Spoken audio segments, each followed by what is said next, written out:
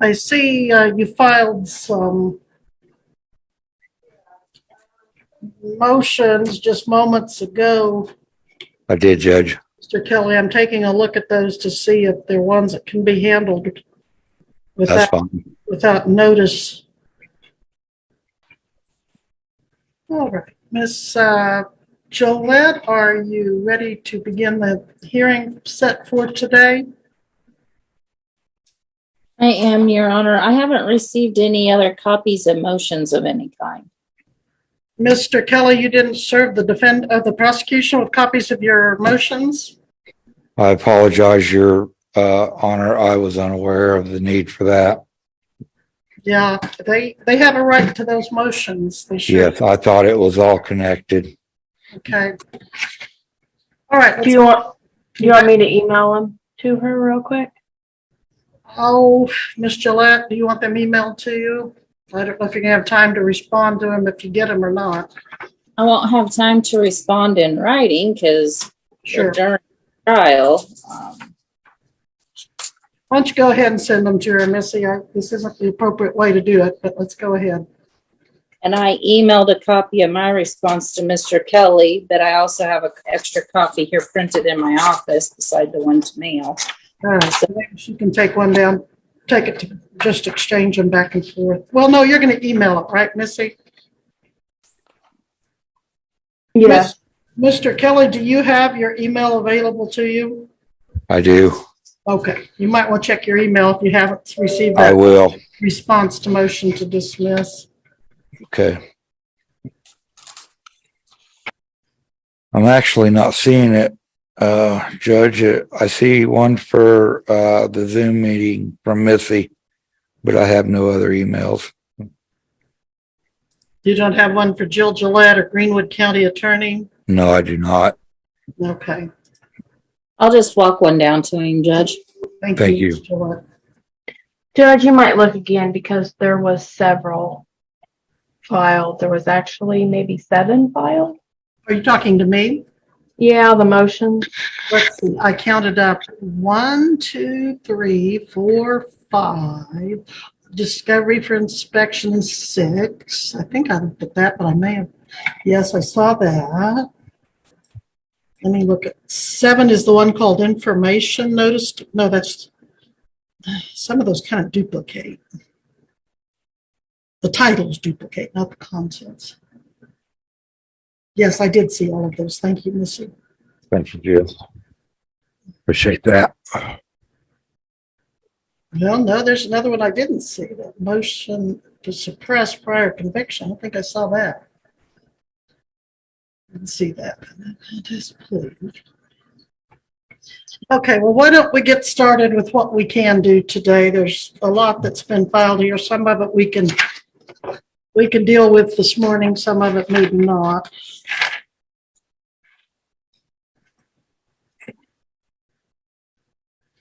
We are now on the record in the 13th Judicial District, District Court of Greenwood County, Kansas. Would the parties please announce appearances? Ms. Gillette, you're muted. May it please the court, the state appears by Judge Gillette, County Attorney. Is Greg Kelly appearing as the accused? Thank you, Mr. Kelly. All right, we were set for jury trial tomorrow with the defendant representing himself, having previously signed a waiver. At pretrial yesterday, Mr. Kelly, the defendant, indicated that he still wanted his trial. He still wanted to represent himself, and he wanted to be heard on a document titled motion that he had filed. And then about 5-10 minutes before the scheduled court date today, he brought in 7 or 8 documents, handwritten documents, some typed, each titled differently. Some of them seem to have the same titles though. All right, so let's begin with what we're here for today, which was set simply to address a document that Mr. Kelly filed. And before I proceed on that, I guess I should go over the charges because those need to be addressed. Count 1 is the unlawful possession of the controlled substance THC and or marijuana after a prior conviction. And that prior conviction is addressed in one of the new motions filed. Count 2 is unlawful possession of drug paraphernalia, being marijuana roaches, which I believe would be considered rolling paper wrapped around marijuana and or THC in a small remainder amount.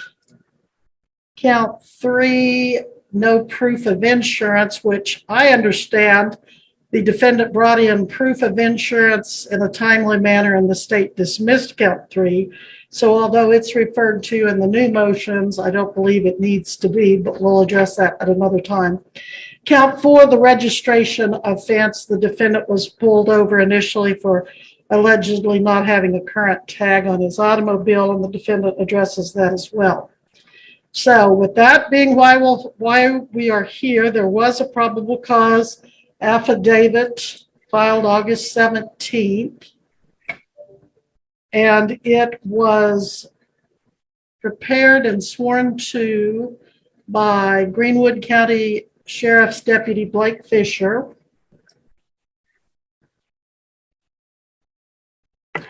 The defendant had a surety bond that was filed August 18th of 2022.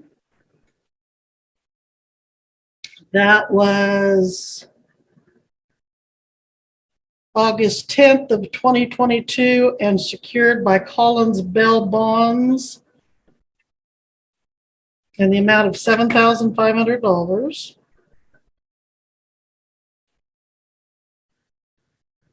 We have the September 6th request for trial by jury,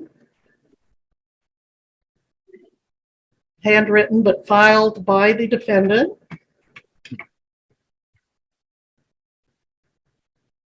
We have a request for transcript. Not sure what transcripts really were of significance at that time, but the defendant asked for a transcript, apparently of first appearance. Transcript was completed. Did you pay for that and receive that, Mr. Kelly? The transcript from what?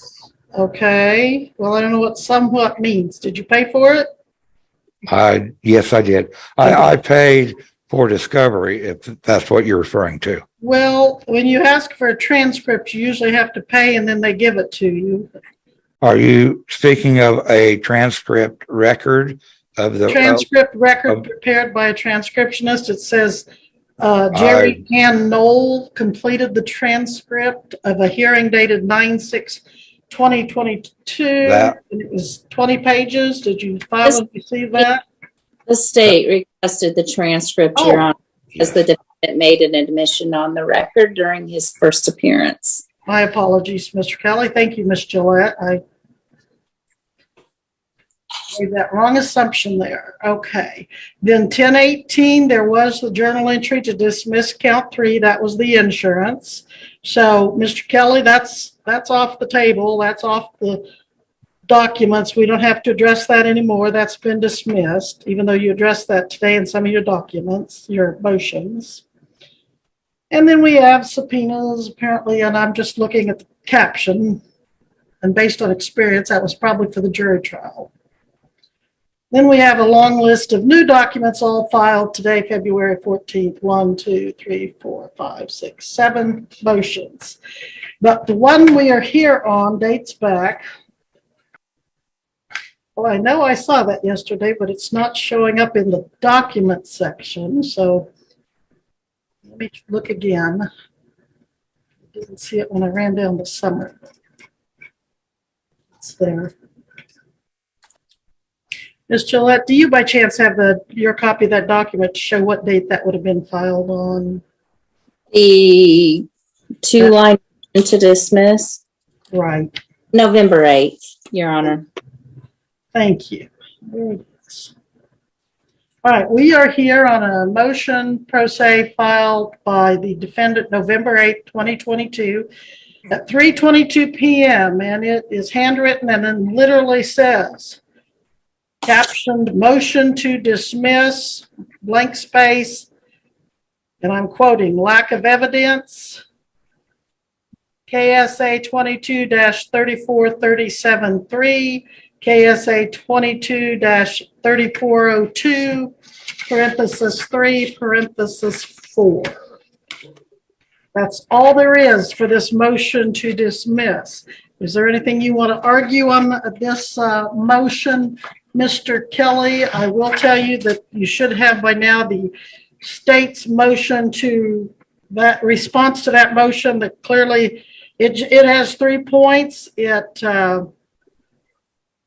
Yes, Judge, it was pretty weak. I apologize for It that. states that the motion filed was too vague, didn't state a claim upon which relief can be sought, and lacks any argument for which the state can respond. And frankly, I have to agree with that motion unless there's something you have to offer that can change my mind on that.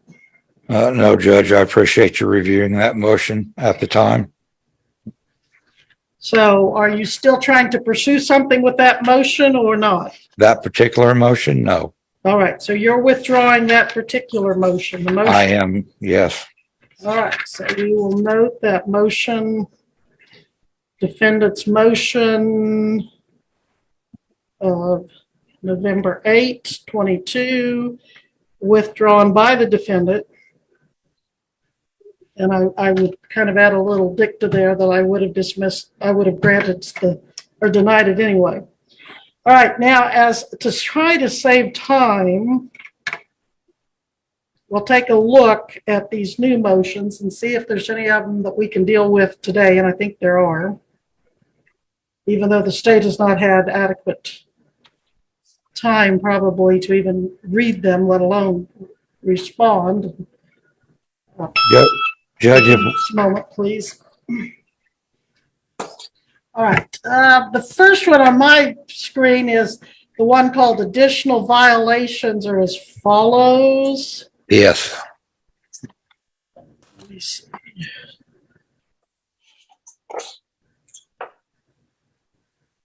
Ms. Gillette, do you have that one in front of you?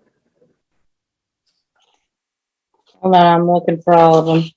All right, well, let's go ahead and look through them.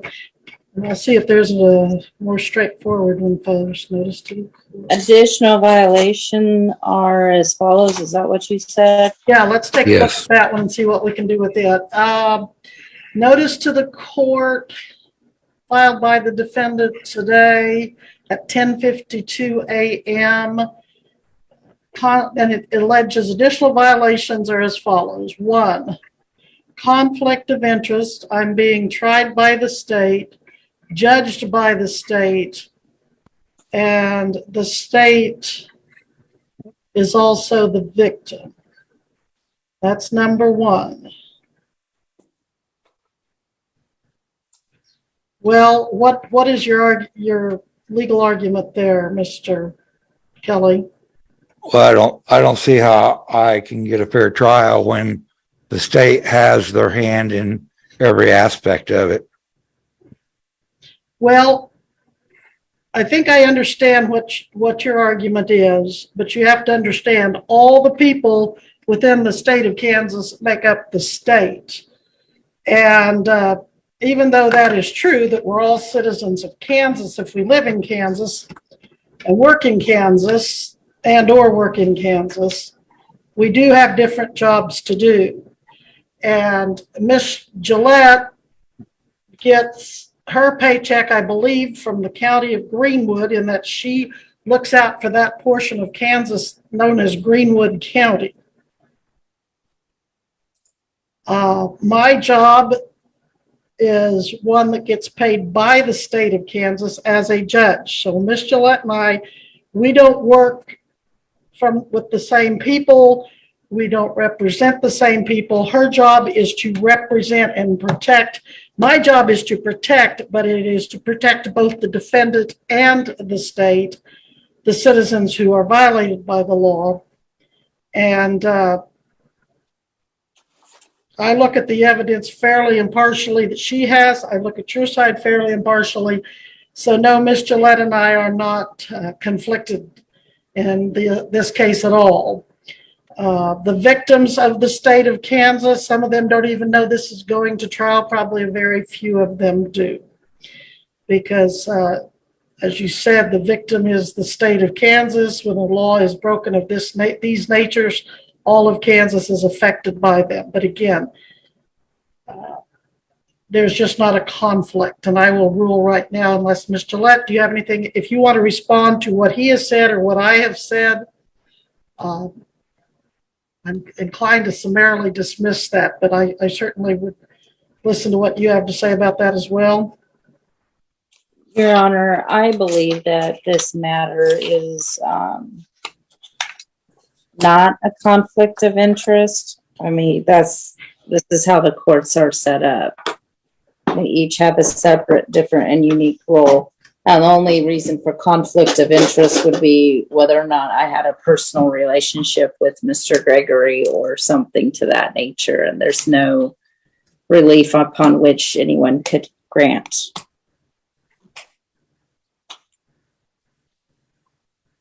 Mr. Gregory, anything you want to say on that particular allegation?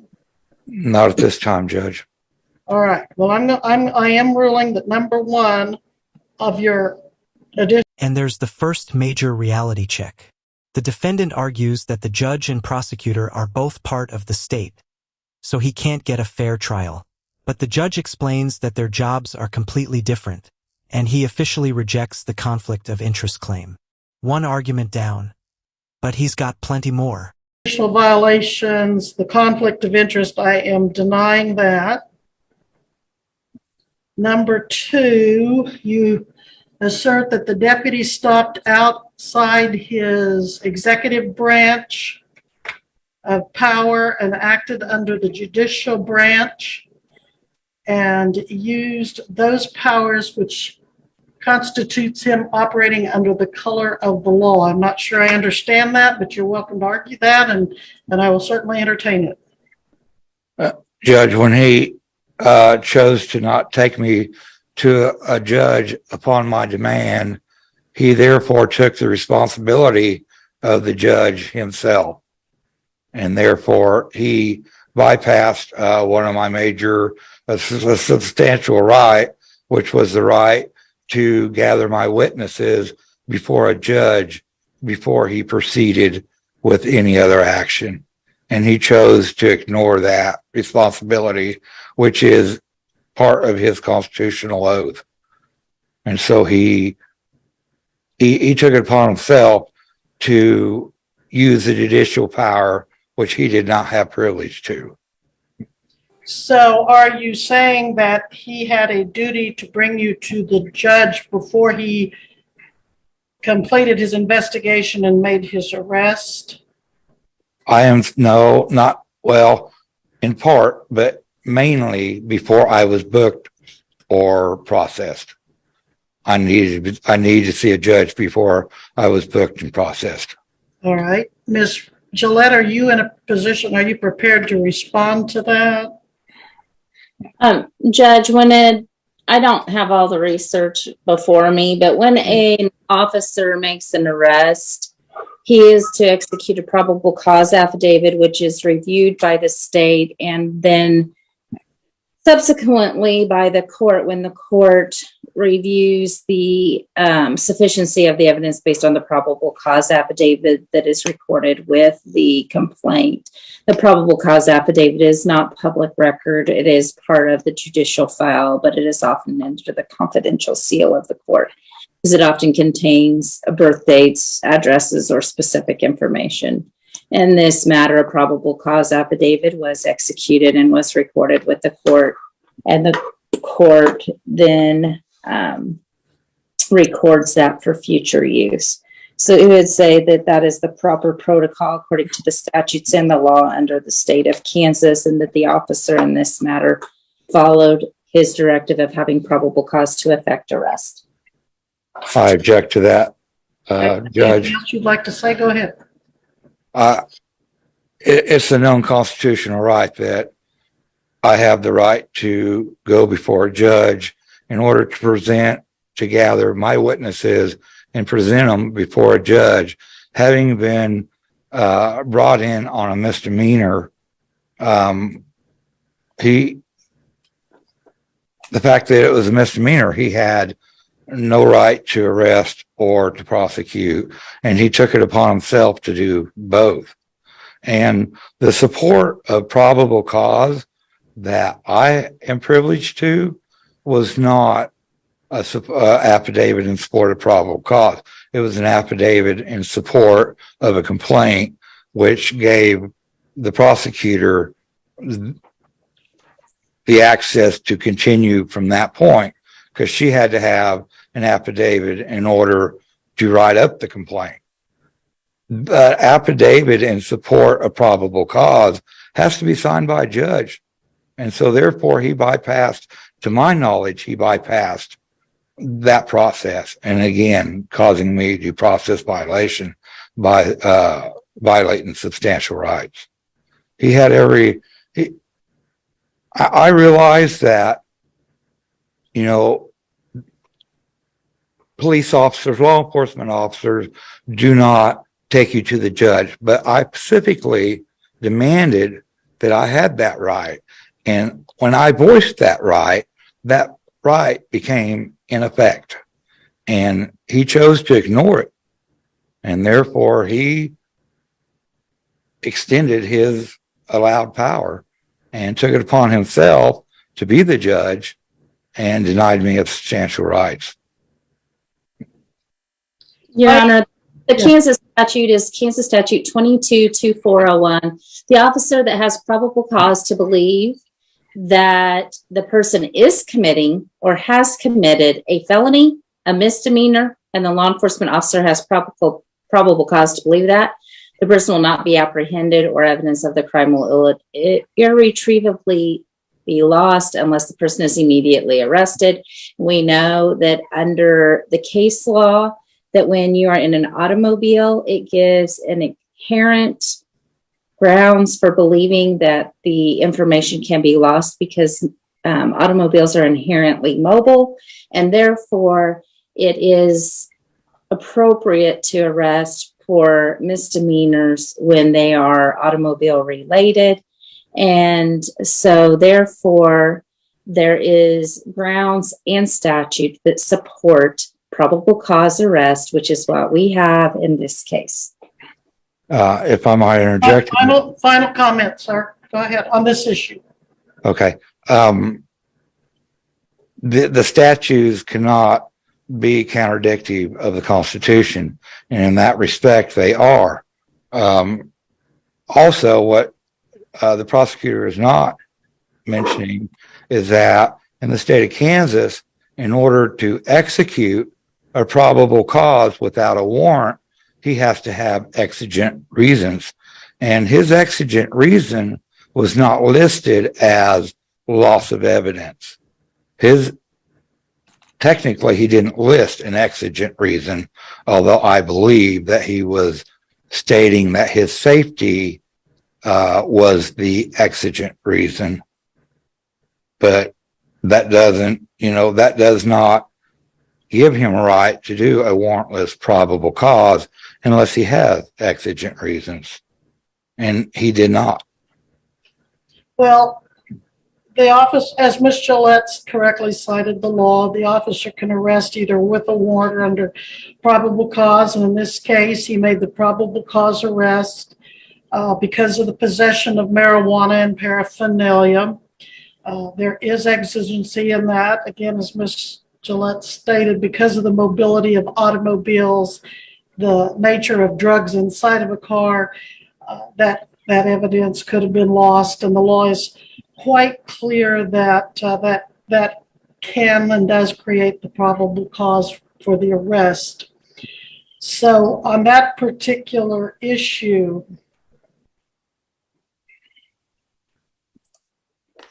at this time, I am going to find that the law relied upon is constitutional and does give the officer, based on the affidavit submitted, probable cause to make the arrest. And that was determined that might be one we could have an evidentiary hearing on, but the affidavit, based on the affidavit the officer filed, does, in this court's opinion, amount to probable cause to support the arrest. But if we do, again, if we need to have evidence independent of the affidavit, that can be revisited. But at this time, that is denied. That portion of the motion. Count 3, no affidavit in support of the warrantless search. Again, that affidavit is very clear. It is part of the file that the court takes judicial notice of, so that is denied. Is that sealed? That does go through a sealing process, but you can get a copy of that if you haven't already. He has a copy of the affidavit. He does have a copy that was supplied when he asked for it originally. Yes. It's But part of Judge, it. Okay. I have to object because it cannot, in my impression, it cannot be an affidavit in support of probable cause unless it was signed by a judge. It was signed by a notary. Well, the warrant, the inactive warrant was signed by the judge based on the probable cause affidavit. And I never received that. So I would like Okay, to. well, let's sort through that because Ms. Gillette says you were given that. Let's make sure you know what it looks like since you're representing yourself. And I would also. And again, are you certain that you do not want an attorney to represent you, Mr. Kelly? Judge, I do not. I really do appreciate you taking the time and patience with me. I know that it must be very frustrating for you.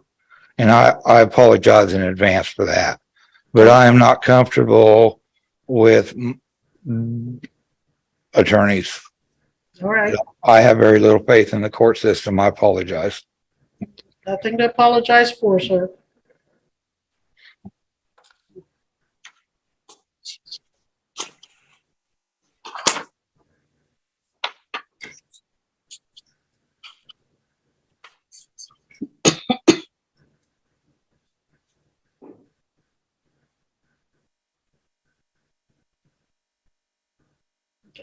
Affidavit was filed August 17th of 2022.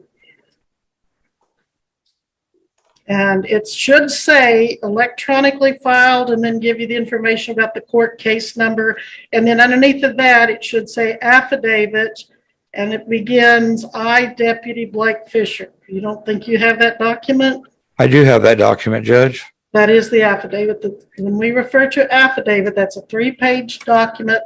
And the last page says Deputy Blake Fisher, and it is subscribed and sworn to August 11th, 2022 by Gary Murphy, Notary Public. And then you should also have, typically there is a warrant signed by the judge. Do we have one of those, Ms. Gillette, that you see? In instances where the person is arrested based on probable cause, the state must file a complaint against the defendant. Mhm. There isn't an actual warrant because they were already effectuated upon arrest. So they are not re-arrested. Sometimes we issue inactive warrants. But in this matter, because he was already placed in custody, he was not re-arrested. And the case law on that is State versus Goodrow, 506 Pacific 3rd, 918.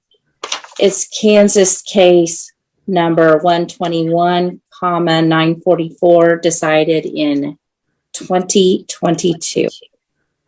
All right. Well, that's one of those things, even though we're in the same judicial district, the counties do it differently because historically Butler County does file what they refer to as an inactive warrant after the court has reviewed the affidavit.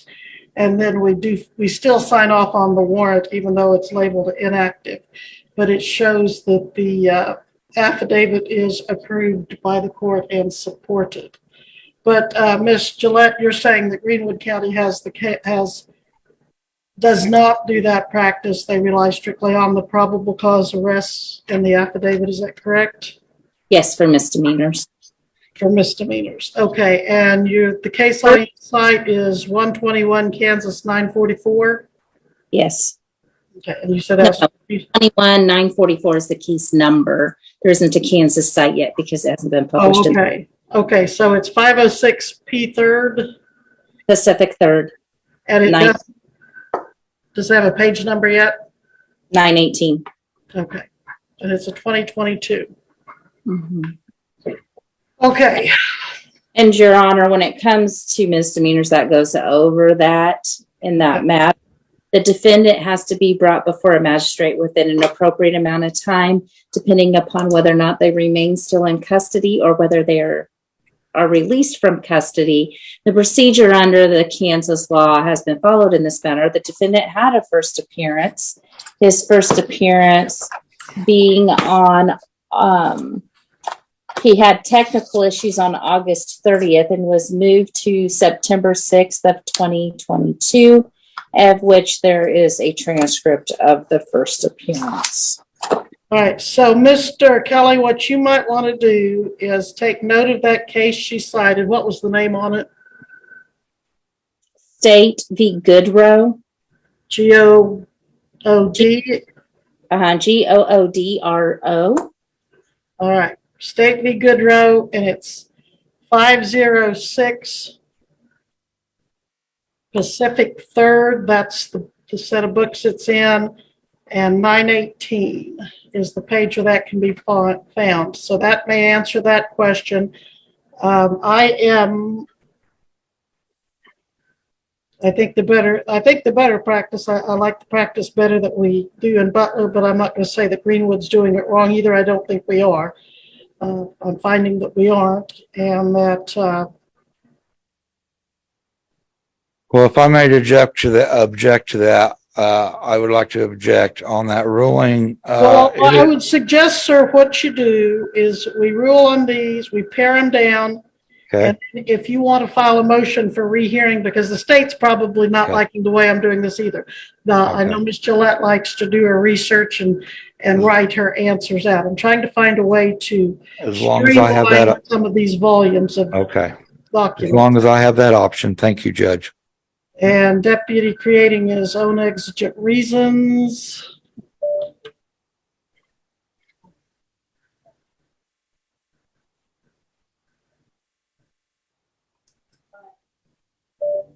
Tell you what I'm going to do. I'm going to order that these be written up in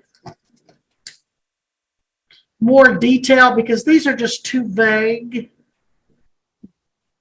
If you'd write up more reasoning for these, and then I'm going to give Miss Gillette time to respond in writing if she wishes, because you've got so many. I'd hope to.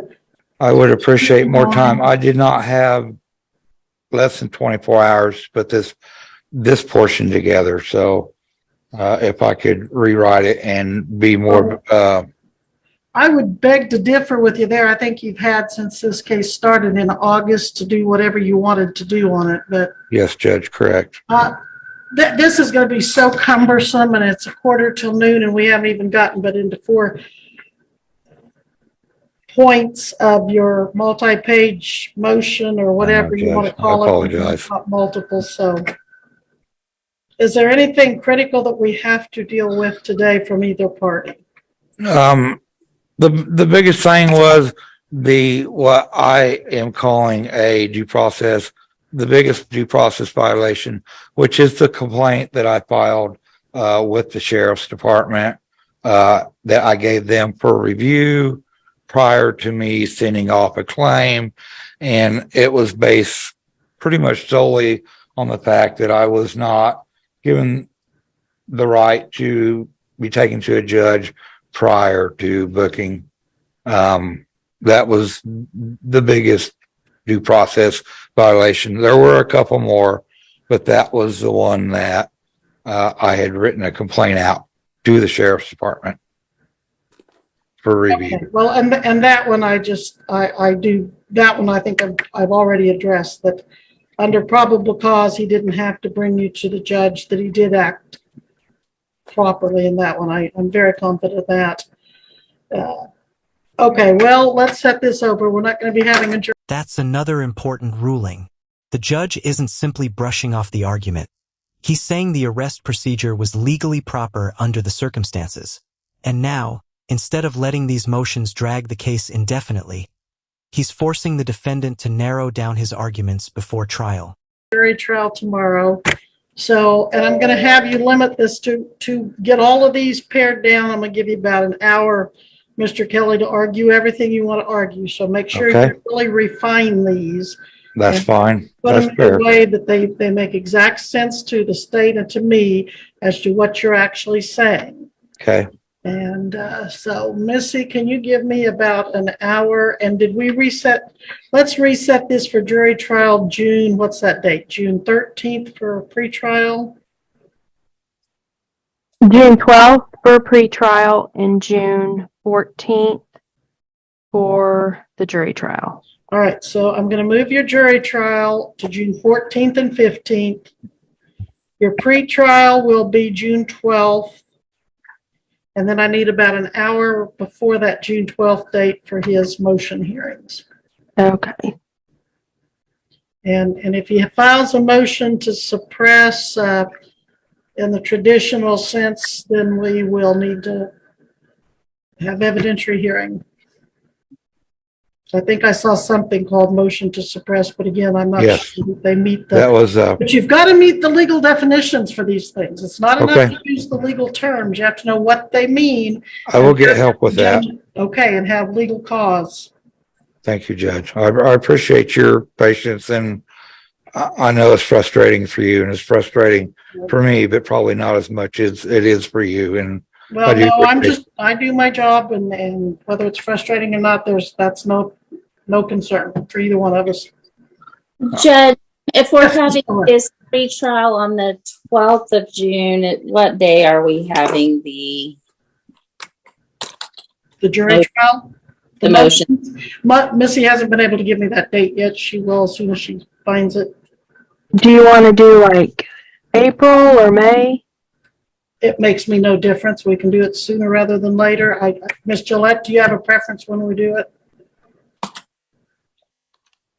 No.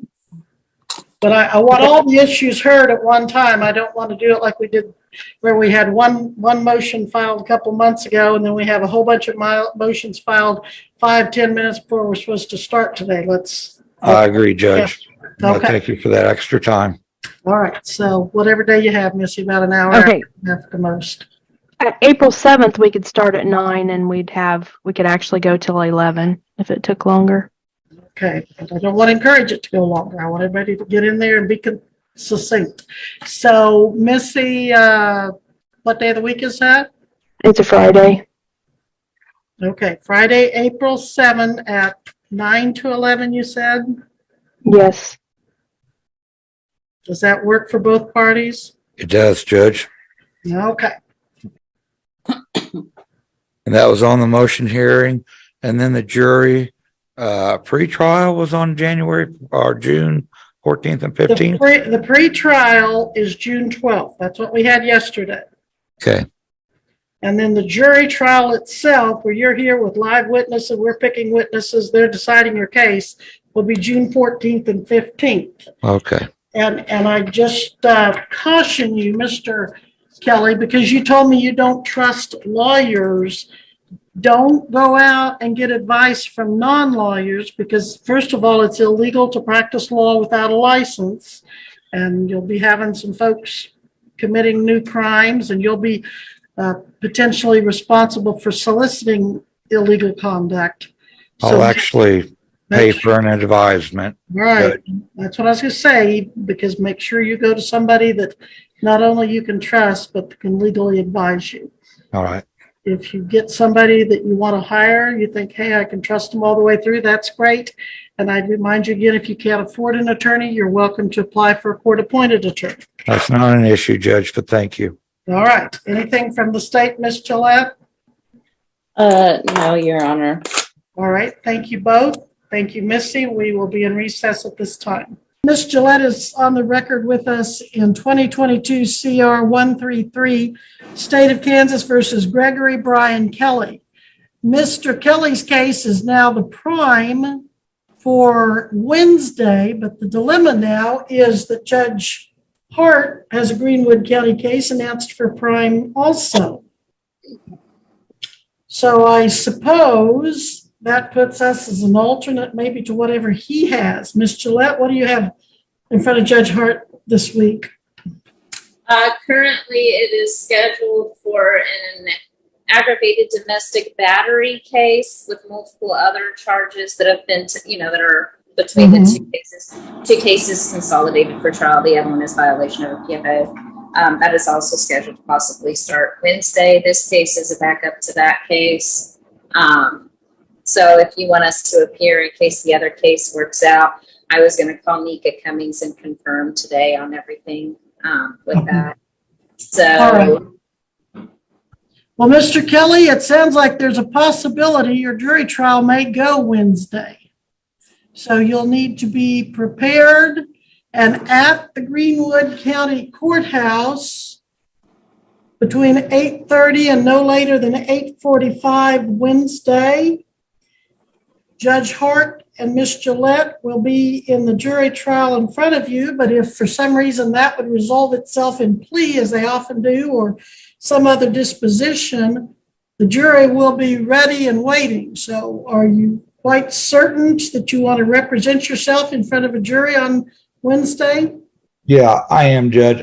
Also, if I might add, there has been some new evidence in this case that has came about, and I am in the process of checking into that, and basically I'm accusing the prosecution of filing a fictitious charging document.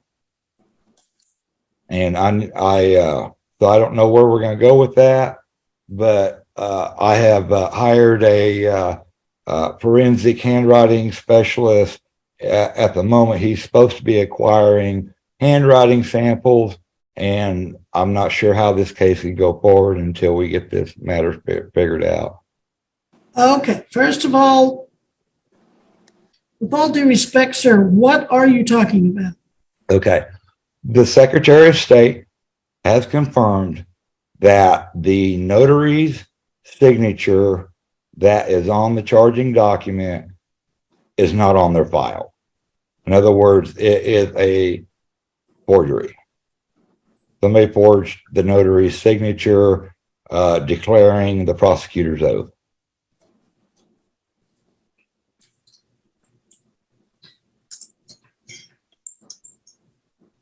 You could say that again. The Secretary of State, the state of Kansas, says that whoever signed that document was not a legal notary in the state of Kansas. Correct. So you're making the argument in your criminal case that Ms. Gillette did not file a legal petition, a legal verified petition or notarized petition.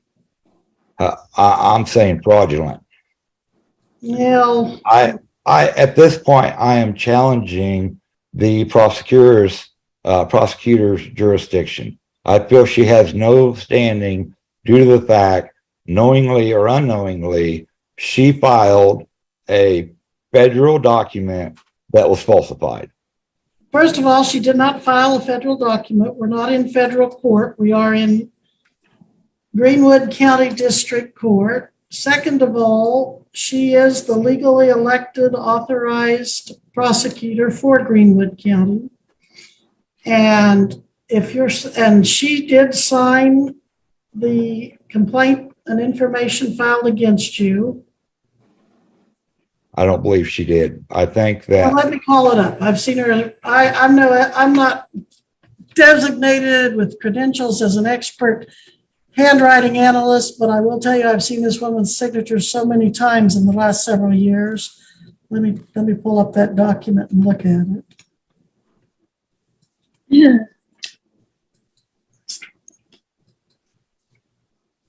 Judge, if I may, Let me look at your signature. Yeah. This is actual original with the original ink on it. That's Miss Arlene's signature in blue ink. This is my signature in black ink. I can attest that is my signature. I definitely know that's Arlene's signature, and Arlene signed it in my offices. So I know that that's her actual signature and it's not forged. And then in addition to that, this is the state of Kansas Secretary of State's notary search I've completed today. Arlene C. Edwards is a bona fide notary. There's her expiration date. She is registered, yes. August 30th of 24, and she was commissioned August 30th of 2020. There's her commission number. She is a bona fide notary. It's our actual signatures. Judge, she is in fact registered with the Secretary of State in Kansas. So therefore, if she is registered, her signature is on file. And I have a letter saying from the Secretary of State that says that the signature presented on that document is not on their file, not in their file. So therefore, it only stands to reason that it is someone else's signature. Okay, I have seen Arlene Edwards' signatures. You can have her log in. She'll testify that's her signature. I mean, No, I know Miss Edwards and Miss Gillette's signatures. Again, with the untrained eye, but having seen them every day on multiple documents for several years. Miss Edwards, in fact, even more than Miss Gillette's, because she was authorizing signatures for Mr. Lee, the predecessor to Miss Gillette. Who did you talk to in the office? Is this someone you can have come down as a witness? I sent in a form that you're required for authentication and apostles, and that they responded to that form that I sent in. Okay, well, I don't know that you've actually formally filed a motion, but nothing you've said convinces me that legal grounds would disqualify. And this is where the argument hits a wall. The defendant believes the alleged document problem should remove the prosecutor from the case entirely, but the judge finds no legal basis to do that. He'll allow the defendant to bring in a witness if he has one, but the trial itself is moving forward. This case from going further to trial or disqualify Miss Gillette from prosecuting it. Now, if you want to bring down a witness and present them, you can do so, but what bearing would that have? The issues for the jury, Mr. Kelly, will be count one.